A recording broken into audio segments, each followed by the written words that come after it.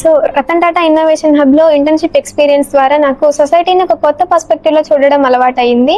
So ఒక idea ఎలా వస్తుంది, అది స్టార్టప్గా ఎలా డెవలప్ అవుతుంది, అది అలాగే సస్టైనబుల్గా గ్రోత్ సాధించడానికి ఎలాంటి కండిషన్స్ అవసరం, ఇలాంటివన్నీ బుక్స్లో చదివినప్పటికంటే ఈ ఇంటర్న్షిప్ ఎక్స్పీరియన్స్ ద్వారా నేను ఇంకొంచెం క్లియర్గా అండర్స్టాండ్ చేసుకోగలిగాను.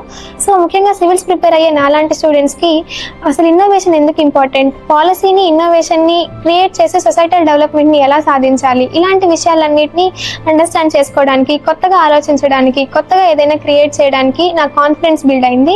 సో ఈ ఇంటర్న్షిప్ ఎక్స్పీరియన్స్ ఎప్పటికీ నా లైఫ్లో ఒక బెస్ట్ లెర్నింగ్ ఎక్స్పీరియన్స్గా ఉండిపోతుంది. Thank you. Ratan Tata innovation హబ్లో ఇంటర్న్షిప్ చేయడం వల్ల నేను తెలుగు ఫారినర్స్ తోటి ఇంటరాక్ట్ అయ్యాను. అలా వాళ్ళతో ఇంటరాక్ట్ అవ్వడం వల్ల నా ప్రొఫెషనల్ లాంగ్వేజ్ అనేది బిల్డ్ అయ్యింది. ఇంకా డిఫరెంట్ పీపుల్స్ తోటి కంట్రీస్ వాళ్ళతో మాట్లాడడం వల్ల different way of speaking English అనేది నాకు బిల్డ్ అయ్యింది. ఇంకా ఒక గ్లోబల్ ఐడియాస్, వాళ్ళ ఐడియాస్ని ఒక స్టేట్ డెవలప్మెంట్ కోసం ఎలా యూజ్ చేస్తారో తెలుసుకున్నాను. ఇంకా నా ఐఏఎస్ ప్రిపరేషన్కి ఇది బాగా ఉపయోగపడేది ఏంటిదంటే, ఒక పాలసీ అనేది గ్రాస్ రూట్ లెవెల్ నుంచి ఒక వరల్డ్ వైడ్గా ఎలా ఇంప్లిమెంట్ చేస్తూ ఉంటారు అనేది తెలుసుకున్నాను. ఈ ఆపర్చునిటీ నాకు రావడం వల్ల నేను చాలా గ్రేట్ఫుల్గా ఫీల్ అవుతున్నాను. ఈ సన్రైజ్ కనెక్ట్స్ ప్రాజెక్ట్ వల్ల నేను చాలా నేర్చుకున్నాను. Thank you. Under the AP Innovation and Startup Policy 2024-29, the Ratan Tata Innovation Hub implemented one program called InnoTribe. So this InnoTribe program aims innovation and student entrepreneurship. And the main motto of this InnoTribe program is to create the youth empowerment. So from this program, I have gained practical knowledge and how the policy is going to be executed through this InnoTribe program. And final outcome is making the students job givers and job creators rather than the job seekers.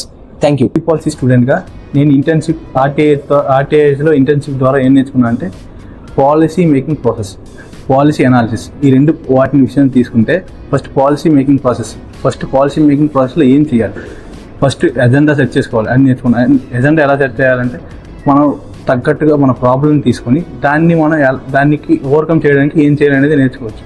తర్వాత దానికి తగ్గట్టుగా data collect చేయాలి. Data collect చేయడానికి ఏం చేయాలి, సర్వేలు చేస్తాం, లేదంటే మన గవర్నమెంట్ ఇన్స్టిట్యూషన్స్ కొన్ని ఉంటాయి, వాటి ద్వారా డేటా తీసుకుంటాం. తర్వాత దాన్ని ఇంప్లిమెంటేషన్ చేయాలి. ఒక పాలసీ తయారు చేసి దాన్ని ఇంప్లిమెంటేషన్ చేయాలి. ఇంప్లిమెంటేషన్ చేశాక దాని అవుట్కమ్స్ని ప్రజల్లో ఎలా ఉందో చెక్ చేసి దాన్ని రివ్యూ చేయాలి. రివ్యూ చేసి దాని ఏమైనా ప్రాబ్లమ్స్ ఉంటే దాన్ని మనం రిమూవ్ చేసి మళ్ళీ దాన్ని రివైన్ చేసి దాన్ని మళ్ళీ పబ్లిక్లోకి తీసుకెళ్ళాలి.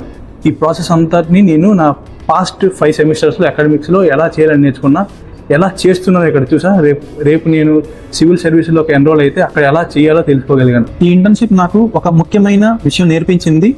Real change doesn't just occur through theories, వాటిని ఎలా ఎఫెక్టివ్లీ ఇంప్లిమెంట్ చేస్తామన్న దానిపై ఆధారపడి ఉంటుంది. And more overly policies play a key role in success. అలాగే ప్రతి సిస్టంలో కొన్ని ఛాలెంజెస్ ఉంటాయి, కానీ వాటిని ఇంప్రూవ్ చేయడానికి ప్రయత్నాలు జరుగుతూనే ఉంటాయి. Thank you.